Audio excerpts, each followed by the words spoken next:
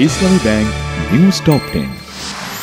যমুনার সামনে অবস্থান নিয়ে জুলাই আন্দোলনে আহতদের বিক্ষোভ, চিকিৎসায় ব্যাঘাত ঘটানোর জন্য ফ্যাসিবাদের দোসর আমলাদের দুষলেন হাসনাত আব্দুল্লাহ। জুলাই গণ অভ্যুত্থান অধিদপ্তর বিষয়ক নীতিমালার খসড়া চূড়ান্ত, আহতরা আজীবন বিনামূল্যে চিকিৎসা সেবা পাবেন আর নিহতের পরিবার পাবে ভাতা। তিতুমীর কলেজকে আলাদা করে বিশ্ববিদ্যালয় করার সুযোগ নেই জানিয়েছেন শিক্ষা উপদেষ্টা। শিক্ষা উপদেষ্টার বক্তব্য প্রত্যাখ্যান করেছেন আন্দোলনরত তিতুমীর কলেজের শিক্ষার্থীরা।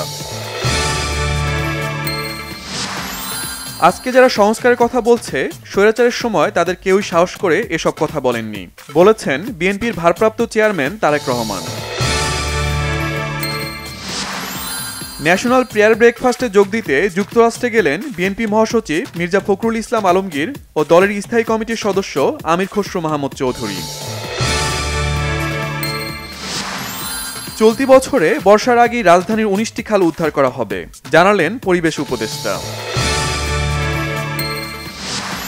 যুক্তরাজ্যের সাবেক সিটি মিনিস্টার টিউলিপ সিদ্দিকের বিরুদ্ধে তদন্ত শুরু, নতুন প্রমাণ পাওয়ার দাবি দেশটির ন্যাশনাল ক্রাইম এজেন্সির গোয়েন্দা কর্মকর্তাদের।